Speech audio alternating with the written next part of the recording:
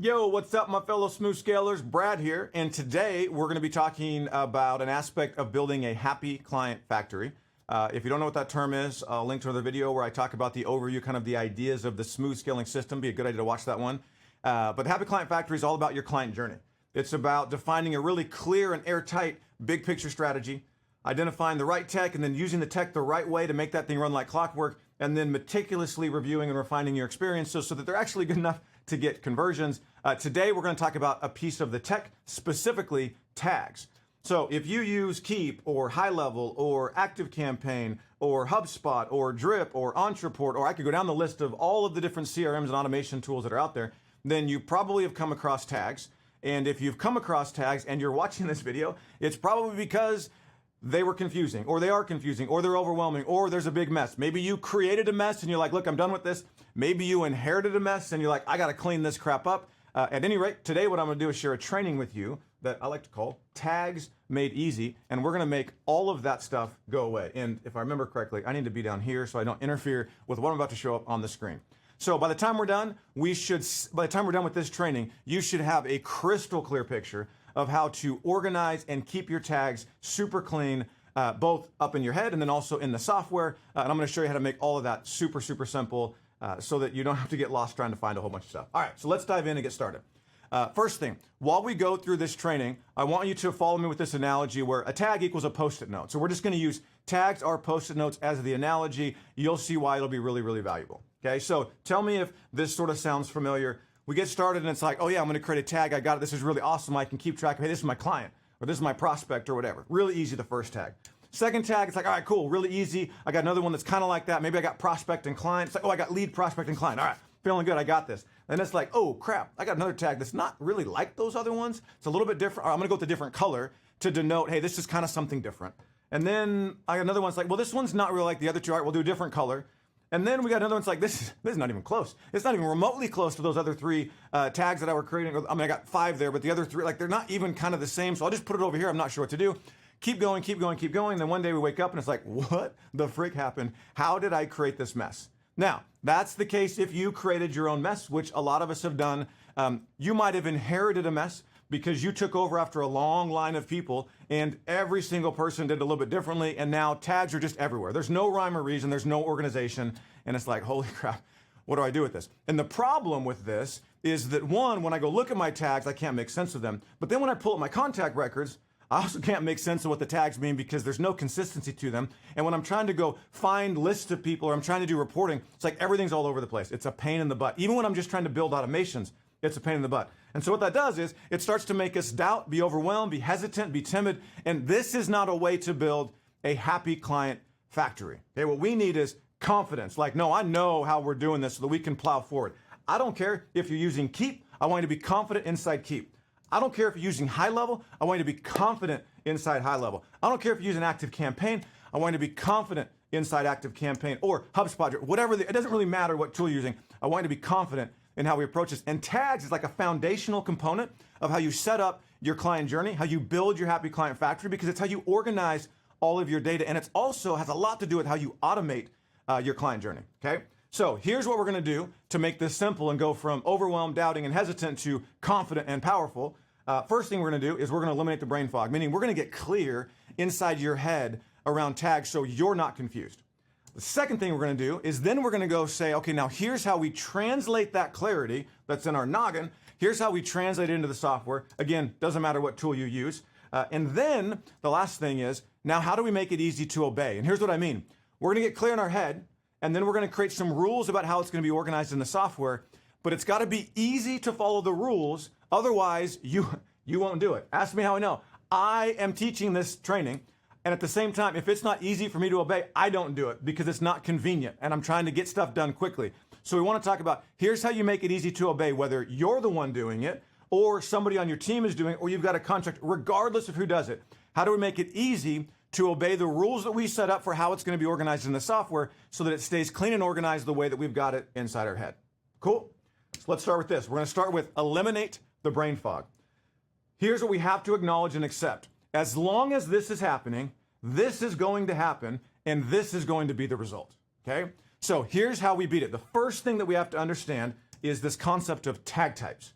Tag types are really simple. It simply is which kinds of tags am I actually creating?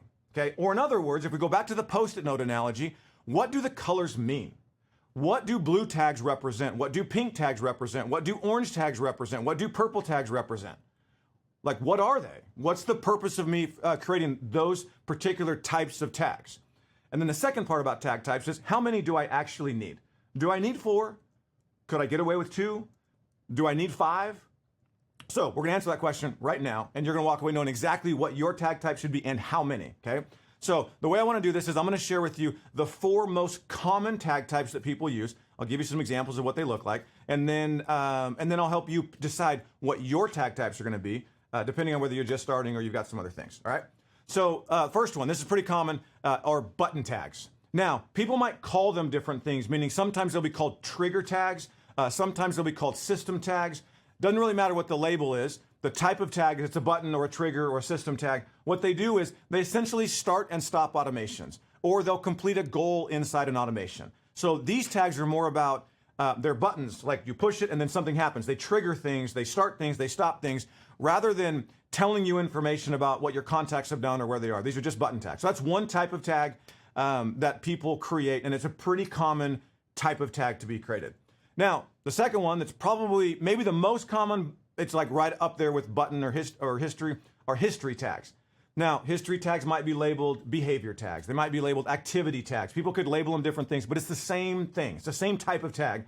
They're telling you what the person has done, what your lead or prospect or client has done. So they filled out a particular form, they clicked a particular link, they bought a particular thing, they watched a particular video to a particular point, right? So history tags tell you what's happened. So as a general rule of thumb, when you apply a history tag, it just stays because the thing, oh, it happened, and it's never gonna not have happened, right? So history tags tell you what happened. Another type, now this is not as common as the first two, but it's still fairly common, are status tags. Status tags are not like history tags, because history tags tell you what the person's done. Status tags tell you where they are right now. And so when you'll apply a history tag and you leave it with a status tag, you might apply it and then take it off because the person is moving. So for example, status tags might tell you, hey, this is currently an active client. But when they're no longer an active client, we'll take it off. They're currently a future sales call. They requested, but we haven't had the call yet. But once we have the call, we're gonna take that tag off. They are in the sales pipeline. And then when they're not in the sales pipeline, we're gonna take it off. They're currently on the email list, right? So you have status tags that just quickly tell you where people are. Now, you don't have to do this. I'm just showing you what the common tag types are. Some people might be like, I don't wanna do status tags. Great, then don't, it's not that big of a deal. All right, now the fourth one, this I would say is maybe the least common, but it's still relatively common. It kind of depends on the business between status and this next one, which is profile tags. Profile tags, again, these might be labeled something else. Maybe it's just like data, or I don't know what else people might call it. I've always called it profile tags. But profile tags tell you information about the person that you don't want to put into custom fields because you're either trying to protect how many custom fields you've set up, or because it just doesn't make sense to store it that way.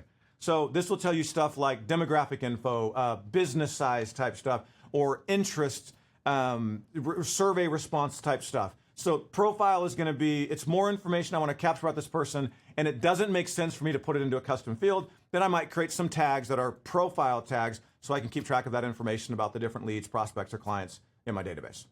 So those are the 4 most common tag types. So hopefully as you're looking at this, you're like, okay, like as you think about the tags that you have or the ones that you're thinking of creating, you can start to think, oh yeah, I can see where I've got some button tags. That makes sense. I got some history tags. And then you might be like, I don't have any status tags. Great, then you don't need them. Or you might look at it and be like, I don't have any status tags, but I'll tell you what, I like that idea. So then you might want to start creating some status tags. And then same thing with profile tags, right? So these are just the common ones, and you're kind of looking at them and be like, I can see how my tags fit into that. And you might also be like, that's great, but I got some other tags that don't fit, and that's really easy. You just create another tag type. Not that hard, not that big of a deal. In fact, in our business, so I've got some software companies, plus this, Slottable, TagGenie, and in our software companies, our dev team, in our actual software application, our dev team has tags that they use to start and stop things inside of our automation, inside our CRM. Technically, the tags that they create and use are button tags because they're starting and stopping stuff. But I want to have a special tag type that says me, no, these are the dev tags, so I actually call them dev tags, that our dev team is using. And I know that they're button tags, but I want to separate them out so that I know, like, hey, don't delete these because their code over there is expecting that this tag exists, whereas the button tags are just things that kind of live inside my CRM or as an integration between my CRM and some other tool that I might be using. Okay, now another example of this, if you wanted to create another tag type, if you have like a membership site and they want you to create tags that all they do is they just control permissions, you could technically, I guess, put it into profile or something. I would just create another tag type called permission tags. And then these would be tags that your membership site needs in order to grant or deny access to different elements or parts of your membership site, right? So, and look, I only put 5 on here. You could have 10 tag types. It doesn't matter. Here's the key, and I need you to hear this, okay? The key is, it doesn't matter how many tag types you have. Create the least number that you need so that it's obvious where to put tags. Now, we're not trying to create a bunch of tag types. Like, we're not trying to create, like, we don't want 15. You don't get bonus points for more. You don't technically get bonus points for less. We want this to be as simple as possible. So if you need a tag type, create it. If you don't need it and you're just trying to like, oh, I'm gonna get really fancy with my organization, just stop. That's a waste of time. Let's go actually get leads, turn them into prospects, turn them into clients. Let's get past that, right? Okay, so here are some pretty common tag types. Hopefully that's given you sort of an idea of how you'd go about this. Now, here's my suggestion. If you're like, cool, what should I do? If you're just getting started, this is what I would do. We'll call these the starter tag types. There's 2. Do button tags and do history tags. And I don't care if you call them button or history. You can call them system tags and activity tags. You can call them trigger tags and behavior tags. I don't really care. Just do those 2 types. You will use button or trigger or system tags to start and stop automations. You will. And then history tags, you should be tracking stuff. So use history tags. Those would be like your 2 tag types. If you wanted to slightly overachieve and you're like, yeah, I got it, but I really like that idea, the next one I would add is status. That would be the next one to add. Active client, do your status tags to keep track of where people are. Slightly more advanced because now you got to really pay attention to your automations to apply and remove tags, but it can be very, very valuable. So if you if we go back here and we look at this and you're like, I don't need all those. I'm just starting out. What should I start with? Do one of these 2 scenarios. If you're looking at this list and you're like, oh yeah, I have all of those already, or I already know I'm going to have all those, then create all of these, right? Point is, you don't get bonus points based on how many types you have or don't have. You just need to create the types that will serve your business. So the question here is, what are your tag types? And when I say that's the question, I don't mean that's a theoretical question. I mean, pause the video and pull out a piece of paper and actually write down, you don't need to color code it because you're not going to color code tags inside your CRM, but write down what are your tag types going to be. Just define it, period. Do a little description of like, these are and then describe like, these are what these types of tags will be. Here are some examples of what the tags will be. Okay. I'm assuming you've got that done now. So now we've got your tag types done. It's all filled out. We're clear on the types of tags we're going to create. Now, here's the bad news. The bad news is it didn't change this. All we now have is that we know what the colors mean, but they're still a mess. They're not organized. What we really want to do now is take what we know about the colors. Now we want to actually put them into groups that are helpful and make sense. Something like this, right? Doesn't this we haven't even put anything else on the screen, but doesn't it just feel a lot easier than this? This or this. Yeah, I'll take this every day of the week. So we want to put them into groups that make sense. Now, this is where it gets tricky because the question is like, well, hold on. Which groups should I make? Like, I love the idea. This feels really good, but how do I know what each of those columns should be? And we're going to answer that question right now. Okay, so I'm going to walk through and I'm going to give you some different examples, but here's the basic premise. You should create groups based on the different parts of your client journey. And once I fill out this slide, you're gonna be like, oh, duh, that's really, really easy and really, really obvious. Makes total sense. I had the same thing when I was like, oh, that's how we should do it. How did I not think of that before? So check this out. We want to organize our tags into groups based on different parts of our client journey. So for example, let's say that you run a website design and development agency. It doesn't really matter what your business is. I'm just using this as an example. What I'm about to go through applies to every single business that is using a CRM and using tags, period. Okay? So design and development web agency. And you create a lead magnet that is the ultimate case study of what you did when you redesigned and redeveloped somebody's website and the crazy results that you got. Now, when you build that and people go to fill out a form and they get into your CRM, you're going to create tags that help you keep track of what's happening around people requesting the case study, you sending it, whether they're converting or not or whatever, right? You're going to create those tags. You can probably already think of them in your application for a similar type lead magnet. We should put all the tags that have to do with the case study into a group around the case study, right? Then that's like, oh yeah, that would make a lot of sense that that's how we would do it. Okay, let's just move on. Now, let's say you have another lead magnet that's called the free PDF. It's not called the free PDF. It is a free PDF called the 9 mistakes. You're going to create tags around the process of people requesting that PDF, downloading it, converting to a sales call or a sales webinar or whatever. You're going to have tags that have to do with the PDF that don't have to do with the case study, right? Those tags, guess where they should go? Into a group around the free PDF and the 9 mistakes. Pretty simple, right? Let's keep going. So next up, you have a part of your process called quote to close. This is where you sell. So you send them a quote, they look at it, they sign up, they're ready to go. You're going to create tags around that. Guess what? The tags that you create around that part of the process should be put into a group around that part of the process, quote to close. All right, let's say you now have 2 different levels of service that you deliver. One is you just design the website. The second one we'll get to in a second is that you deliver it. In fact, I'll just pull it up on screen. So we got service 1 and service 2. You'll have tags that are specific to somebody buying service 1. They should go into a group around service 1. And then you'll have tags that are specific to somebody buying service 2. And we should put those tags into a group around service 2. You see, like, once we see this, it's like, oh, duh, that makes a ton of sense. And I had the exact same thing where I was super overwhelmed by tags. And then when this clicked, it was like, dude, duh, that makes it really, really easy. Because now what I have as I look at this is like, I know based on the color, I know what the types of tags are, but now they're organized into groups that are helpful. So if I'm trying to go find somebody that, I don't know, came in through the ultimate case study and then got into quote to close, I can just go look at the tags that have to do with that group, and it makes it super, super clear. Okay, now the last one on here that I have not uncovered yet, this is, some people like to use their CRM to also do some back office stuff, some like team building stuff, whatever. So let's say you're using it for hiring and you have like this onboarding process set up inside your CRM and you create some tags around it. Then the tags that have to do with the employee onboarding part or whatever, their back office stuff, those would go into a group around that part of, not your client journey, but we'll call it your team member journey, right? So we're organizing all of our tags into groups based on either primarily the different parts of your client journey. And then if you're doing back office stuff, it's going to be the different parts of whatever the back office stuff is. So now when I look at my tags or my Post-it notes, they're organized into groups that just make a ridiculous amount of sense.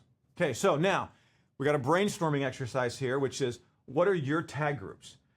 Now, at some point, you're gonna, in order to get all your tags cleaned up, you're gonna have to go through and outline every single tag group that you have. We do not have to do that right now. This is more an exercise to start to get your brain thinking about how to group tags. So here's what I want you to do.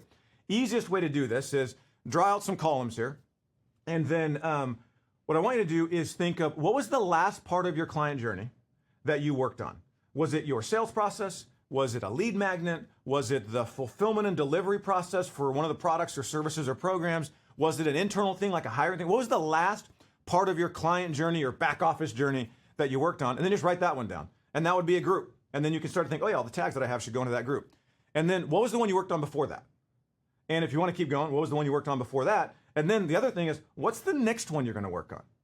So it's just an exercise to get you to start to think like, okay, here's how I want to organize my tags into groups. You just got to start thinking about it in terms of the different parts of your client journey. As sort of a cheat code pro tip, a lot of times your tag groups are going to directly correlate to like an automation you built inside your CRM. Not every single time, but a lot of times that's almost the easiest way to do it. Just go look at a list of your automations and be like, oh, my sales process, or there's a 9 PDFs automation. I probably should have a tag group called the 9 PDFs. It doesn't mean that you can only use tags in that group inside that automation. It just means that the tags that are specific to that automation or that part of your client journey are probably the ones that go into that group. Okay, so now we've got your tag groups defined, right? We've got them organized. We know what the groups are that we're going to put people into, or at least we've got our mindset in the process of understanding how we identify the groups. So here's what we've done. We started with this big old pile of tags and this big old mess that was all over the place. Or if you hadn't done any tags yet, you started with, I know that's where I might end up and I don't want to go there. Now what we've done is we said, cool, let's just pick our tag types, define the colors. So now we're really clear on that. Then we said, yo, let's define our groups and get clear on how we're going to organize our tags. And then check this out. Let me show you how easy it is. When you overlay these two concepts together, everything just clicks into place. Boom, super easy. Now, on the left-hand side, we have our tag groups. On the top, left-hand side, we have our tag types. Across the top, we have our tag groups. All we have to do now is just fill in the squares. Really, really, really easy. Okay, so if we come back here, for this tag group, how many blue tags do I need? What are they? How many pink tags do I need? How many orange tags do I need? How many purple tags do I need? Which would be whatever you decided to name them. How many, I don't know, aqua-ish, greenish tags do I need? And then for the next group, what do I need? And then all the way on down the process, right? So let me give you an example so you can see what this looks like. Let's just assume we're going with button, history, and status tags, okay? Those are our types. And I want to give you a couple examples now. So we're going to take a group, and the group we're going to go is back to the ultimate case study. So I've got a group called the Ultimate Case Study. I've got 3 types of tags, and now I just got to fill in the squares. So the first one would be, all right, well, what button tags do I need for the Ultimate Case Study? And in this case, I need 2. One that starts the automation, one that stops the automation. Oh, that was easy. All right, now, how many history tags or which history tags do I need? Well, I've got 5 in this case. They opted in, they clicked to watch the case study, they watched the case study, they converted or they did not convert. I'm not saying you have to have these 5 tags. This is just an example. You could have more, you could have less. But whatever history tags you want to have and track, then you would put them in here knowing that they belong to the Ultimate Case Study group, okay? Now, status tags, how many do I have? Just 1. Just tell me if they're active or not in there. That's easy. Hey, you see how easy this is? Let's do a couple more examples. I believe repetition is a lot of learning, so just a couple more examples. Let's take the free PDF, the 9 mistakes, right? All right, which button tags do I need? Well, it's the same thing, actually. I just need to start an automation, then stop an automation. All right, history tags. What do I want to track there? Well, in this case, we've got 4. Opted in, downloaded, converted, did not convert. And then status tags, same thing. I just have 1. It's just active. Okay. Let me give you one more example that'll be a little bit different than these because these are kind of similar. I want to throw one other, not a curveball, but I want to give you an example of one that's a little bit different. Let's go to the quote to close process. So in this case, button tags, what do we need? Well, actually I have 3. So I have 1 for start the automation, and then we're going to have them schedule at some part of this process. And so Calendly, I'm just using this as an example, but Calendly is the tool, and I want to give Calendly a tag that Calendly can go into my CRM and push a button that's like, yo, this person's scheduled. So I have a scheduled button tag, a scheduled button tag for Calendly, and then I have stop automation. And you might end up with more depending on the tools that you use. Maybe you have a quote tool and you have another one that is a button tag that comes from the quote tool that says, hey, the person accepted it, right? All right, let's go to history tags. On the history side, requested call, scheduled call, sent quote, bought, didn't buy. And again, you could have more or less than these. This is just so we get the wheel spinning in the brain, right?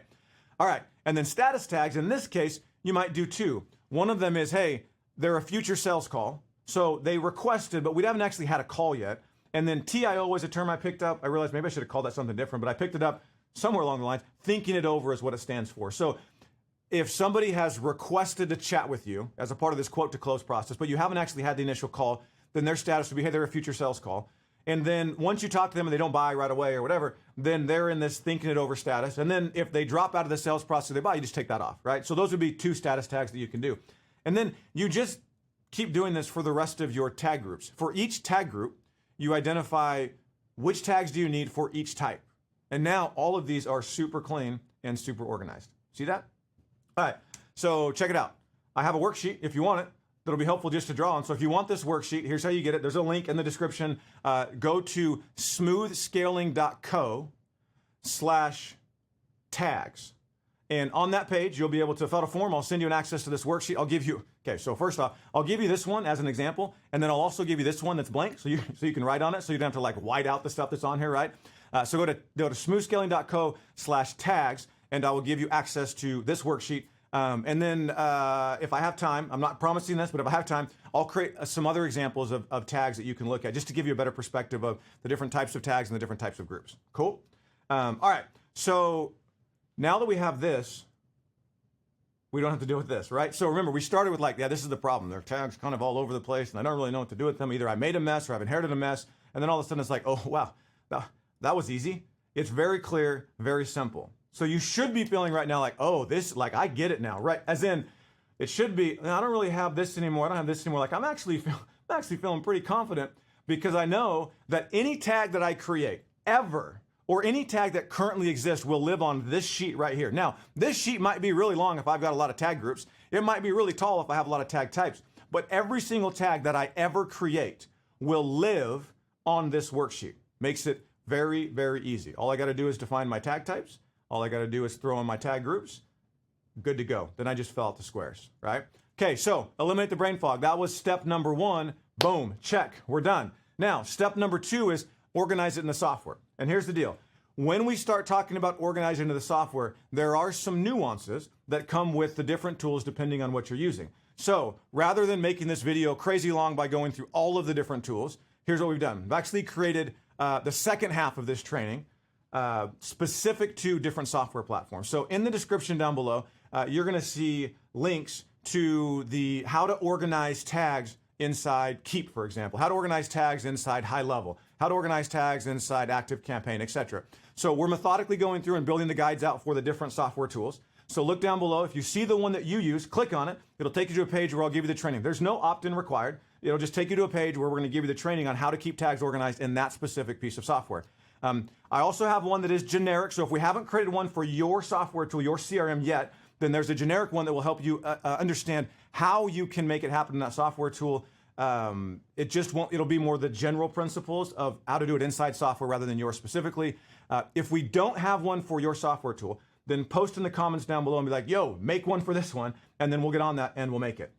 If you're sitting here wondering like, well, wait a minute, I use different ones because I work with clients or whatever, like which one should I go to? It's pretty simple. Just click on one of them, and then when you're done with that one, come back and click on the other one. You can watch them all. It's totally fine. Not that big of a deal at all. And what we'll cover in that video is we're going to make it super simple to understand. Here's how we organize tags in this software. And then we'll also do the last part of this training, which is how to make it super easy to obey. So we're going to walk through not only what are the rules you need to put into place so that tags stay clean in your CRM, but also what we're going to do is show you now, here's how you make it easy for you and your team and anybody that ever comes in and messes with tags, how to make it super easy to create them, to edit them, to clean them up if you need to clean them up. All that stuff will be covered. We're going to show you to make it super easy. So if this was helpful, do me a favor, two things. Number one, in the comments down below, type in like what was the most helpful part, what clicked for you, what was the instant lesson, what are you excited about? Number two, hit like on the video.